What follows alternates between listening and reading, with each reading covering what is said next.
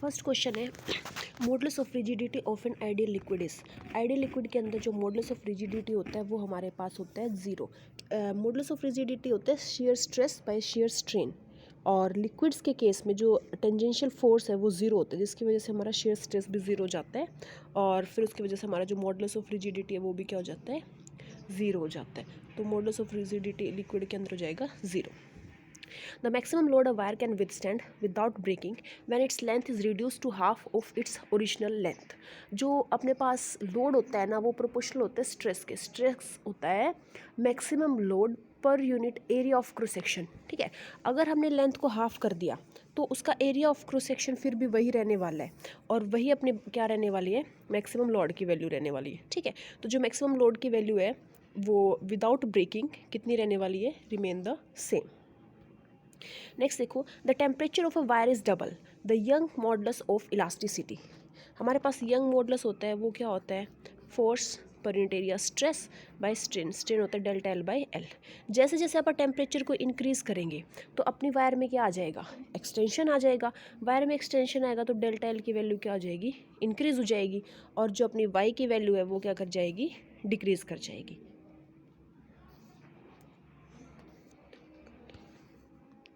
तो अपनी वैल्यू क्या कर जाएगी, इसमें डिक्रीज कर जाएगी। अब spring is stretch by applying a load to its free end the stress produced in the spring is. एक स्प्रिंग है अपने पास, इसके ऊपर लास्ट एंड पे हमने फ्री लोड लगा दिया, तो इसके अंदर क्या हो जाएगा, हमारे पास एक्सपेंशन हो जाएगा। तो इसकी जो लेंथ है वो भी चेंज आ जाएगी, जिसकी वजह से कौन सा वो आएगा अपने पास, स्ट्रेन लॉन्गिट्यूडनल। और जो इसके दो लेयर्स के बीच में जो एंगल है वो भी क्या कर जाएगा, इंक्रीज कर जाएगा, जिसकी वजह से कौन सा स्ट्रेन आएगा, शेयर। तो इसके अंदर लॉन्गिट्यूडनल एंड शेयर दोनों स्ट्रेन आ जाएंगे। उसके बाद नेक्स्ट है हमारे पास A rigid bar of mass m is supported symmetrically by 3 wires each of length L. Those at each end are of copper and the middle one of iron। इस तरह से एक रोड है, 2 वायर है, बाहर वाली दोनों कॉपर की है और अंदर वाली किसकी है, हमारे पास आयरन की है। ठीक है, उसके बाद बोला है the ratio of their diameter if each is to have the same tension is equal to. Tension सेम है, रेशो ऑफ डायमीटर निकालना है। तो देखो हमें पता है जो यंग्स मॉडुलस है, आयरन का लगा लो या कॉपर का लगा लो, वो क्या होता है अपने पास, फोर्स बाय एरिया। जब टेंशन बोल रहा है तो आप क्या बोल देंगे इसको, जब अगर उसने टेंशन दिया है अपने पास, फोर्स क्या होता है, टेंशन क्या होता है, एक तरह का फोर्स ही होता है। तो जब टेंशन बोल रहा है तो वो की जगह tension per unit area delta L by L. ठीक है, एरिया क्या हो जाएगा अपने पास, पाई आर स्केयर। आर स्केयर की भी बजाय हमारे पास क्या हो जाएगा, जब इसने अपना को किस फॉर्म में दिया हुआ है, डायमीटर में, तो ये हो जाएगा अपने पास डी स्केयर बाय 4। ठीक है, ये तो आयरन का हो गया। जब आप कॉपर का करेंगे तो जो चीज़ सेम है वो तो कैंसिल हो जाएंगी, जैसे कि टी, पाई, डेल्टा एल, एल की 4, ये सारा तो जाएगा कैंसिल। जो बचेगा वो हमारे पास क्या बचेगा, डायमीटर बचेगा, ये वाला आयरन का, और ऊपर डायमीटर आएगा कॉपर का। ठीक है, तो अब हमें इसका रेशो निकालना है डायमीटर्स का, तो इस तरफ आके क्या हो जाएगा, रूट, इस तरफ से स्केयर चला जाएगा। तो D copper by D iron क्या आ जाएगा अपने पास, Y iron by Y copper का रूट 9.5 का आ जाएगा अपने पास बी। नेक्स्ट देखो, a mild steel wire of length 2L and cross sectional area A is stretch well within elastic limit horizontally between 2 pillars. A mass m is suspended from the mid point. Strain, इस case में आपने क्या किया है, 2 pillar लिए, एक ये और एक ये। ठीक है, इनके बीच में आपने क्या कर दिया, एक मास m को x लगा दिया। ये वाला जो एक्सटेंशन है वो कितना है, x। ये वाली पूरी लेंथ है 2L, मिड पॉइंट पे लगाया है, तो ये वाली लेंथ कितनी हो जाएगी, L, और ये वाली लेंथ भी कितनी हो जाएगी, L। ठीक है, ये है x, तो ये वाली जो लेंथ है ये कितनी आ जाएगी अपने पास, L square plus x square.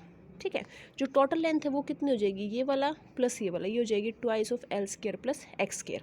Original length हमारे पास कितनी थी, 2L, तो ये हो जाएगा माइनस 2L। ये तो अपने पास क्या आ जाएगा, इलोंगेशन आ जाएगा डेल्टा L। आपको निकालना है इस क्वेश्चन में कि स्ट्रेन कितना है, यानी कि डेल्टा L बाय L। तो बाय में L करेंगे तो वो कितना हो जाएगा, ओरिजिनल लेंथ कितनी है अपनी 2L, तो डिवाइड बाय 2L करेंगे। इसमें से आप 2L कॉमन निकाल लेंगे और फिर बाइनोमियल एक्सपेंशन लगा देंगे। ठीक है, तो अपने पास बच जाएगा x square by 2L square, ये वाली टर्म बच जाएगी अपने पास, इसको सोल्व करके। नेक्स्ट देखो, A rectangular frame is to be suspended symmetrically by two string of equal length. This it can be done in the following way. ऐसे बताना है कि इन तीनों केस में टेंशन किस में मैक्सिमम होगी और किस में मिनिमम होगी। अब देखो ये वाला केस है जैसे फर्स्ट केस, तो इसमें हमारे पास ये क्या है, टेंशन है इस तरफ, इसका कंपोनेंट लेंगे तो ये हमारे पास कौन सा कंपोनेंट आ जाएगा, कोस का। ऊपर की तरफ कौन सा आ जाएगा अपने पास, साइन का कंपोनेंट, ये इसके साथ एंगल थीटा, तो इस साइड का आएगा, इसी तरह इस साइड का भी आ जाएगा, दोनों मिला के कितने हो जाएंगे 2t साइन थीटा, और उसका वेट नीचे की तरफ एक्ट कर रहा है वो क्या हो जाएगा mg। तो यहाँ से अगर आप t की वैल्यू निकालेंगे तो t की वैल्यू कितनी आ जाएगी अपने पास, mg बाय में 2 साइन थीटा। तो t की वैल्यू मिनिमम कब होगी, जब साइन थीटा की वैल्यू मैक्सिमम होगी। साइन थीटा की वैल्यू मैक्सिमम कितने पे होती है हमारे पास, 90 डिग्री पे। तो साइन थीटा की वैल्यू जब 90 डिग्री होएगी तो t हमारा क्या हो जाएगा, मिनिमम हो जाएगा। तो इसमें कौन सा आ जाएगा, बी ऑप्शन आ जाएगा, least in the case B, क्योंकि इसमें हमारे पास जो थीटा है वो कितना है 90 डिग्री है। Consider two cylindrical rods of identical dimension, one of rubber other of steel. दोनों को फिक्स कर दिया, एक एंड पे m मास लगा दिया। अपने पास ऐसे है एक एंड, यहाँ पे हमने 2 लगाई है और बीच में m मास लगा दिया। एक अपने पास रबर की है और एक स्टील की है, तो क्या होएगा, मास है तो दोनों में इलोंगेशन होएगा, बट जो रबर वाली है उसकी शेप में भी चेंज आ जाएगा। The steel rod will elongate without any change in the shape, but the rubber will elongate and shape of the bottom edge will change to an ellipse. ठीक है, उसके बाद नेक्स्ट है अपने पास the stress strain graph for two material are shown in the figure this. हमें ये बताना है कि दोनों में से कौन सा ज़्यादा इलास्टिक होगा और कौन सा ज़्यादा ब्रिटल है, कौन सा डक्टाइल है, इस तरह से आपको आइडेंटिफाई करना है। ठीक है, तो जो मटेरियल 1 है ना अपना, ये अपने पास डक्टाइल मटेरियल हो जाएगा, क्योंकि ये देखो स्ट्रेंथ और फ्रैक्चर पॉइंट में ज़्यादा गैप है। डक्टाइल कौन से होते हैं, जिनको आप वायर्स के अंदर तोड़ सकते हैं, वायर बना सकते हैं जिनसे, वही मेटल्स हमारे क्या होते हैं, डक्टाइल होते हैं। तो जिसको वायर में बना सकते हैं उसका स्ट्रेंथ और फ्रैक्चर पॉइंट के बीच का जो डिस्टेंस है वो क्या हो जाएगा, ज़्यादा हो जाएगा। तो जो हमारा फर्स्ट मटेरियल है ये क्या हो जाएगा अपने पास, ज़्यादा डक्टाइल हो जाएगा। ठीक है, और सेकंड वाला क्या हो जाएगा, ब्रिटल हो जाएगा। तो एक तो ये वाला पॉइंट ठीक हो गया अपने पास, material 2 is more brittle than material 1। और एक क्या आएगा, material 2 is elastic over a large region of strain as compare to 1। जो ये वाला है अपने पास, इसका जो इलास्टिक रीजन है वो क्या अपने पास ज़्यादा है एज़ कम्पेयर टू दिस। इसमें तो तभी फ्रैक्चर, इसमें तो लंबा खींचेगा वो, और इलास्टिसिटी इसकी क्या है, बहुत कम है। तो दोनों पॉइंट्स अपने पास ठीक हो जाएंगे। नेक्स्ट अपने पास है a wire is suspended from the ceiling and stretch under the action of a weight F suspended from its other end. The force exerted by the ceiling on it is equal and opposite to the weight.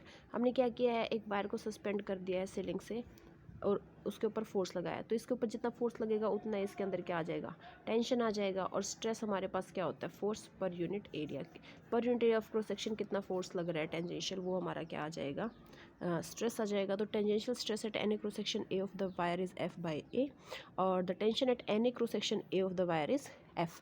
ये वाले दोनों points आ जाएंगे।